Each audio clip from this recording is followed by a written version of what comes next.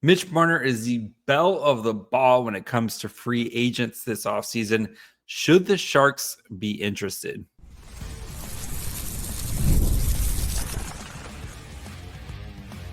You're Locked On Sharks, your daily podcast on the San Jose Sharks, part of the Locked On Podcast Network, your team every day.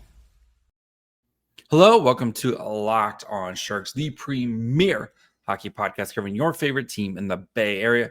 My name is JD Young, caretaker at the Reef, also the co-host of Locked On NHL. I want to thank you for making Locked On Sharks your first listen. Proudly part of the Locked On Network.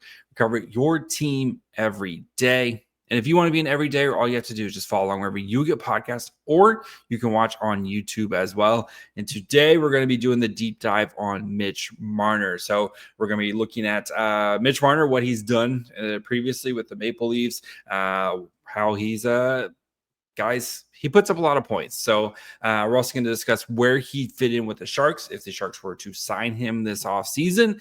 And then we'll look at a potential contract and if it makes sense for the Sharks to pursue Mitch Marner. So before we get to all that, I do want to let you guys know that today's episode is brought to you by FanDuel.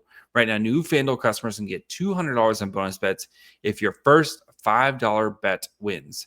So horrible timing tonight as I am recording this after the Leafs 6-1 loss to the Florida Panthers, where Mitch Marner looked horrible. Just not a great game for Mitch Marner. So, but right, I make the content calendar. You have to kind of take the punches. So I'm sure the discourse will be very civil with Mitch Marner. It won't be. But he's a very polarizing player. Like, we can kind of start there. And no matter what franchise signs him, either if he goes back to Toronto or which of the other 31 franchises sign him, there's going to be a large segment of people who think Mitch Marner not worth the money he's going to be getting. And we'll talk about the contract in the third segment, but spoiler, it's a lot. It is a massive, massive contract that he is projected to get. So, but let's dig into Mitch Marner, the player, and kind of get to know his past and what he's done with the Maple Leafs. And he is like a premier scoring player in the NHL. Mostly, as a setup guy, but you're looking at a guy who can help get the puck in the back of the net. And for a Sharks team that, well documented, they suck at getting the puck in the back of the net, this is a player who would help in that situation. So Marner is a former 4th overall pick in the 2015 draft. He played with the London Knights in juniors before getting drafted. Debuted in the NHL he played a full season at the age of 19, and he's been playing with the Maple Leafs basically ever since then. He's already got 657 games under his belt, including 221 goals, 520 assists. So 741 points. He's a well over a point per game type of player. So yeah, he scores a lot. Well, maybe he doesn't score a lot, but he helps get points. This season for the Maple Leafs, he played 81 games, had 27 goals, 75 assists with 173 shots on goal, 21-19 average time on ice, Corsi for 49.98%, goals for 58.49%. A little surprising when you see the Corsi, which was, just to be honest, with all the Toronto Maple Leafs players, the Corsi a little bit lower than you would expect. So they would usually get outshot, or it was pretty close to 50-50. But then the goals for 58% of the time when a goal was scored when he was on the ice, it was in favor of the Maple Leafs. So Marner, not the most prolific goal scorer.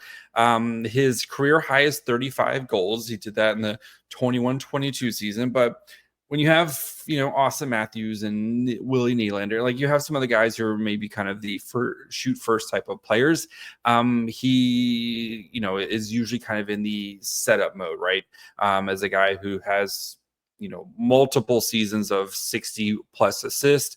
And he's a guy who puts up a lot of points, right? 102 points this year, first time eclipsing the 100-point mark. He had 85 points in 69 games last year, 99 and 80 the year before, 97 and 72. He had 67 and 55 in the COVID season. And then, 67 55, 67 and 59 the year before that. 94 and 82 as a 21-year-old in the 18-19 season. So it's a dude who scores points, right? And again, the Sharks, they need as much help as they can potentially get in trying to accumulate offense. So looking at his evolving hockey card, 93 percentile player, 96 percentile offense, as a guy who plays a ton of first line minutes. He plays on the power play, plays on the penalty kill, kind of does whatever you need him to do. 20th percentile defensively, but again, for a team like the Leafs, right, where you typically are just can kind of outscore your opponents, Marner does help with that, and he has, again, plays in a lot of situations and helps to drive offense, which is what you would pay Mitch Marner to do. Looking at his WAR, which is kind of a 3-year weighted average from Advanced Hockey Stats from JFresh, 97 percentile WAR, so that's wins above replacement. He is one of the premier players in the league when it comes to driving offense, and just premier players in the league. You can stop right there. He plays against the toughest competition in the NHL. Like, he's always playing against tough competition. Of course, he has good teammates, right? But one of the best setup guys in the NHL, 99th percentile in first assist, right? He's not just getting cheap points here. The finishing is pretty solid. I think with the Sharks, he would have the opportunity to shoot more. But he's a guy who does a lot of great things for your hockey team. At his hockey stats cards this season, plus 15 in the offensive rating, which is 97th, 98th percentile, plus 3.1% defensive rating, which is 90th percentile, 18.1% net rating, which is, again, up in the 97, 98th percentile as a player. Just for example, William Macklin was at a 6 offensive rating. This is Mitch Marner changes your offense for the better. He is a very, very good player when it comes to doing that. His usage chart, he plays against the toughest competition on the team for the Maple Leafs. Actually, he gets offensive zone starts, but it's usually kind of a little bit more neutral scripts. And he does amazing, when Mitch Marner is on the ice, usually good things are happening for the Toronto Maple Leafs. So for the Leafs, right? Why are they not re-signing him? Because I think that's the big question, right? For the Leafs, you have a team that has been running this core for what feels like a decade now, right? Between Tavares, Marner, Nylander, and Matthews. And these guys take up a massive amount of salary. You have both Tavares and Marner, who are both free agents this offseason. And as it looks right now, again, we're recording this after Game 5, but it feels like the Leafs season is on the brink, right? And what's the saying, right? Definition of insanity is doing the same thing over and over again, expecting different results. So if the Leafs, who have an option now to really revamp their team with, $20 million or $22 million coming off the books between both the Marner and the Tavares contracts, want to revamp their team, this is the opportunity, right? And yes, you're not going to find a player as talented as Mitch Marner in free agency, but maybe they're looking for a deeper team or whatever it is, right? But I do think Marner goes to free agency, because I think if you're the Leafs, you can't just run it back for the 50th year in a row and say, this is the year we're going to figure it out, guys. So, and then for Marner, right, maybe just not living in the bubble that is Toronto, where everything you do is magnified times a million, might be a nice kind of breath of fresh air for him to go somewhere else and not have to kind of live that Toronto media life. So, but again, this is a player who, one of the premier offensive players in the NHL, and whichever team gets him is going to immediately see a massive boost in their offense. And this isn't just he's not a Austin Matthews tail rider, or he helps to drive offense on that line. So where would he fit with the Sharks, and what would he bring to San Jose if they were to go out and pursue Mitch Marner. So we're going to discuss that here in just 1 second. The NBA playoffs are in full swing, and every night delivers highlight-worthy performances, major momentum shifts, and can't-miss moments. Whether it's game-winning shot or a breakout player, there's never been a better time to get in on the action. FanDuel makes it easy to stay in the game before tip-off and live. With player props, performance trends, and same-game parlays, fans have more ways than ever to play smart and win big. Of course, which players are showing up in the biggest moments. How could tracking those trends help you build your next bet? They help you with some of that stuff here. And of course, right now, you get a $200 bonus bet added to your excitement if your first $5 bet wins. How great would that be, right? You place a little bet, maybe on over on a certain player that you like. Anthony Edwards has been tearing it up this playoffs, and especially, Anthony Edwards, pretty good basketball players. So if you're new to FanDuel, it's a perfect time to sign up. Head to FanDuel.com and place your first $5 bet. If it wins, you'll get $200 in bonus bets. Make every moment more with FanDuel, the official sports betting partner of the NBA.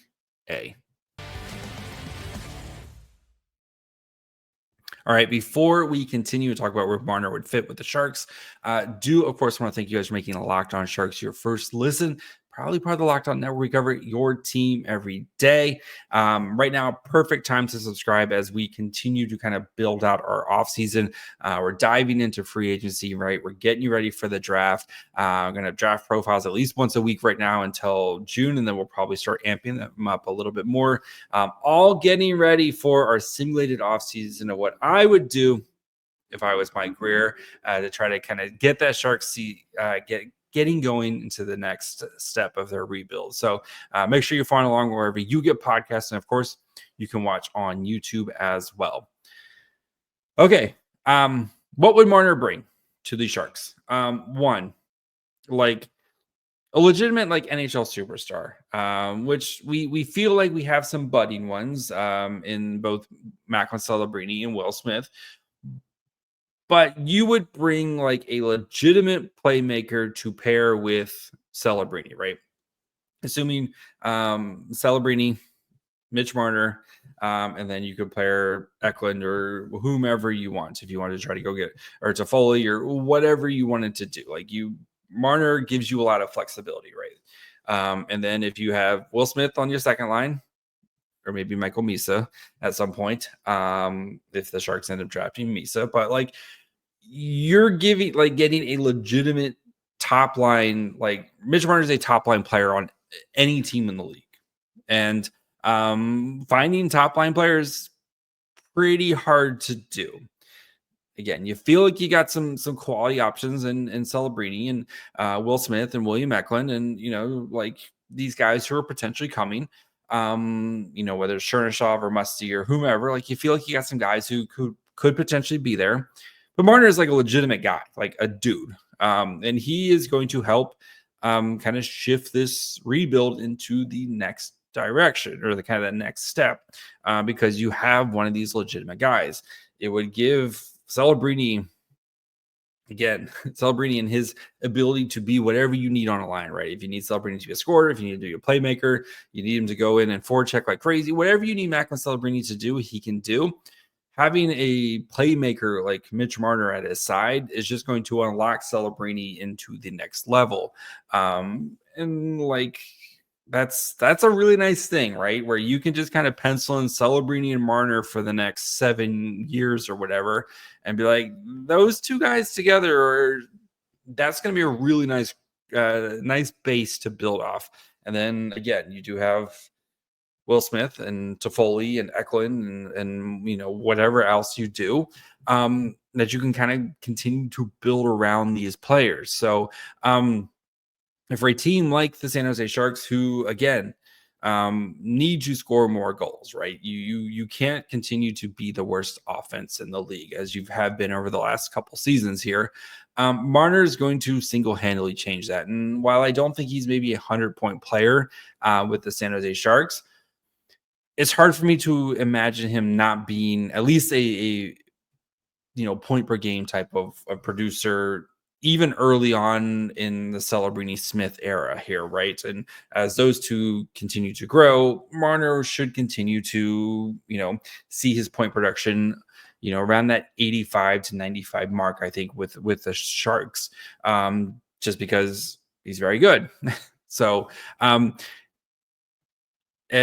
it would, again, kind of push things along maybe a little bit quicker, but we'll get to that here a little bit. But for the Sharks, right? Yes, you want to draft and develop guys, but getting legitimate star talent, however you can, this is one way to do it, right? And you have, using your resources, you have a ton of cap space, right? You have $40 million of cap space this offseason. Okay.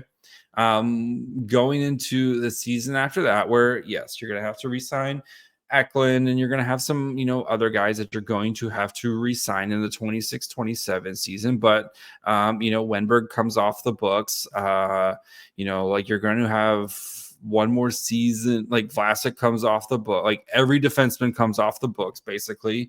Sounds like Shakir McMillan's getting a new deal here really quickly, but like you're still going to have a bajillion dollars in cap space. I think the right now, the 26-27 off season, the Sharks have $79 million in cap space. And yes, again, whatever you do this offseason, the Eklund contract kicks in that offseason.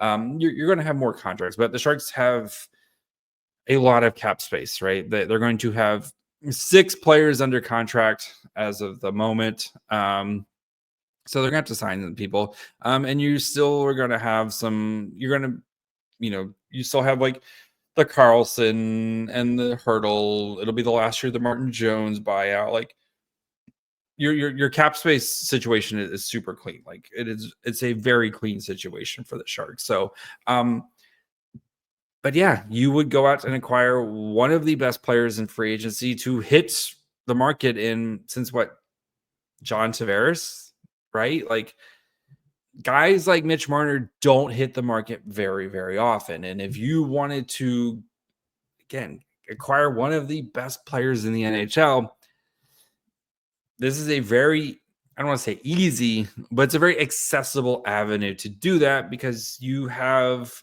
one of the most abundant resources right now in your cap, right? The Sharks have all the money in the world to do stuff, whatever they want with it.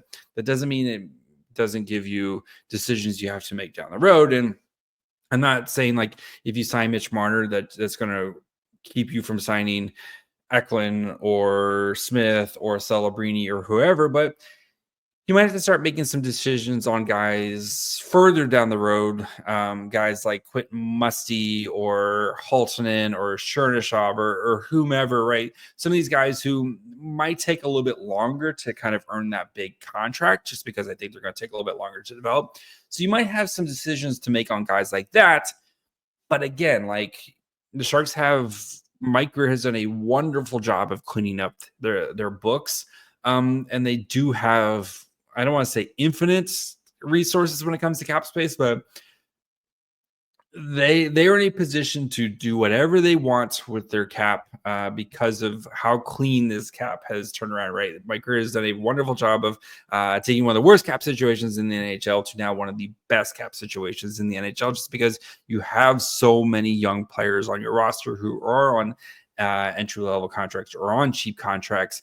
It just gives you a lot of flexibility with how you want to build your team. So Marner would bring a level of it would just raise kind of the level of the team and what's the expectations for the team, right? If you were to go out and sign him, because you are adding a big name right to the Sharks. And with that though does come some consequences, and those expectations, are they a good thing to put on the Sharks right now? So that's what we're going to discuss next. We're going to look at the contract and if this decision to potentially sign Mitch Marner makes sense for San Jose. So we'll get to that here in just 1 second.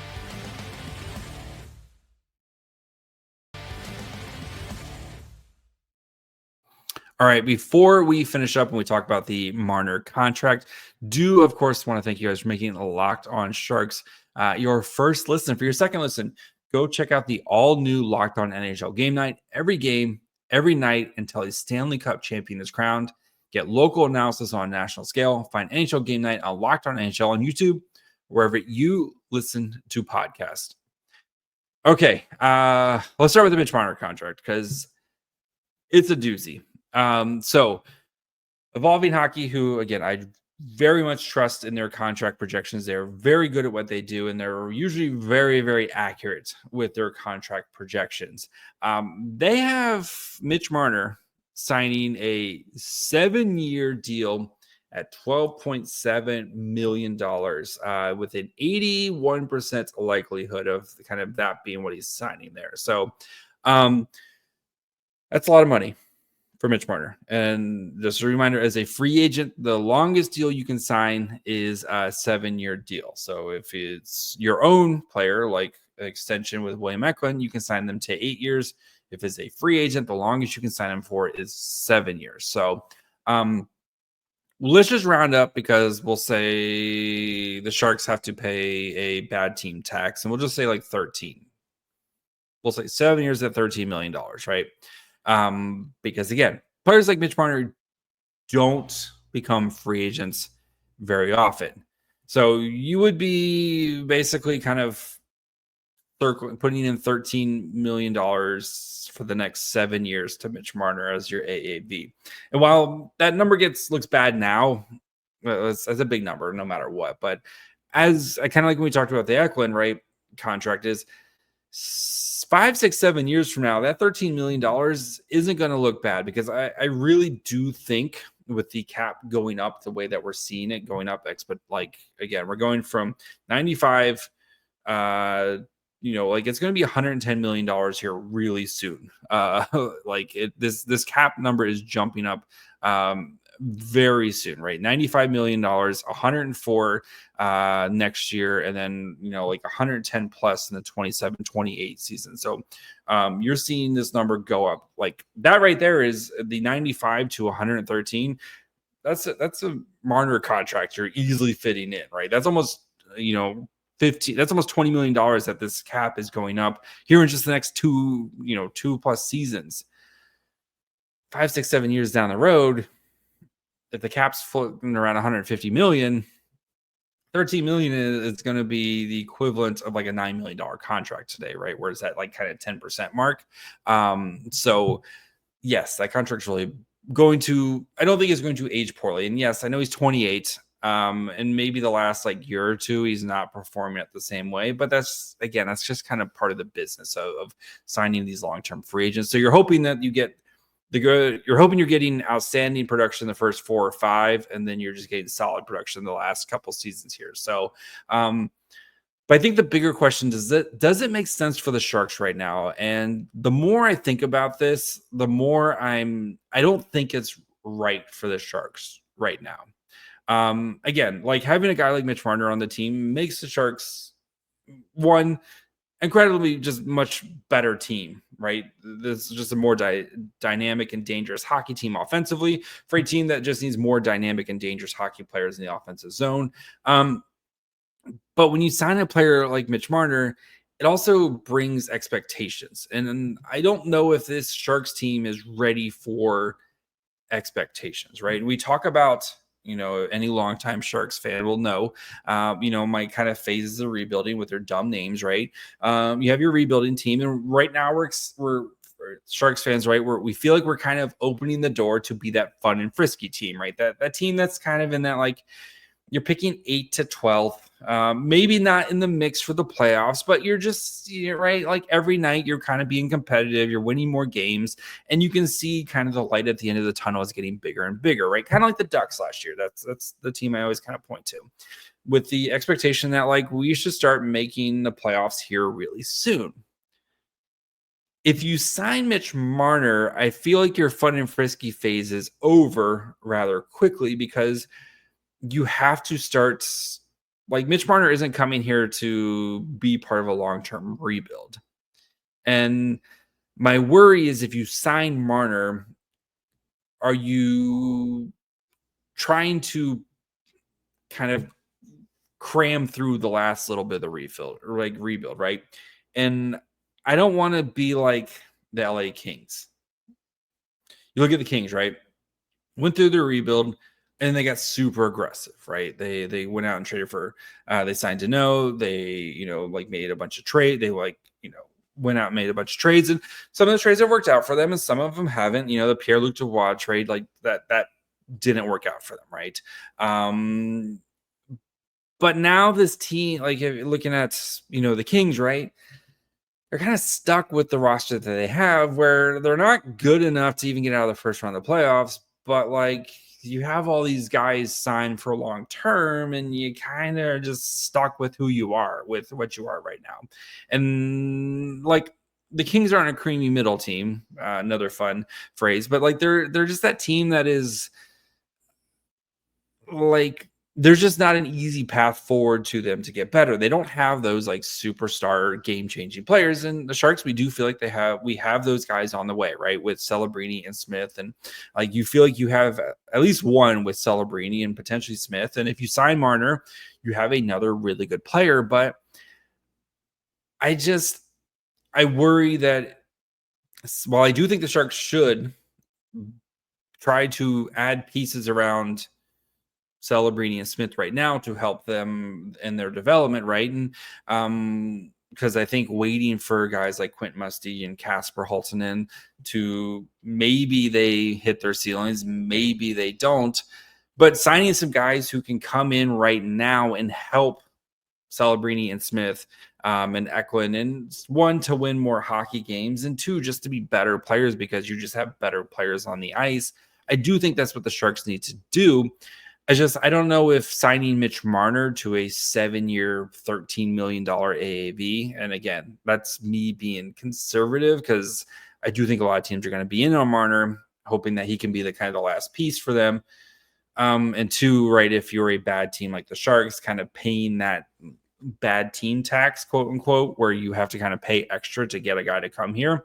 Like, I don't think it's a smart move for the Sharks. So, well, I can see the vision of like we found, like giving a guy like Macklin Celebrini, a guy like Mitch Marner, where you would have this dynamic top two that you can go find a shooter, or like even just playing Toffoli on there. Like Toffoli would score like 35, 40 goals. Just play with those two for a full season because everyone's going to forget about Tyler Toffoli just standing right there.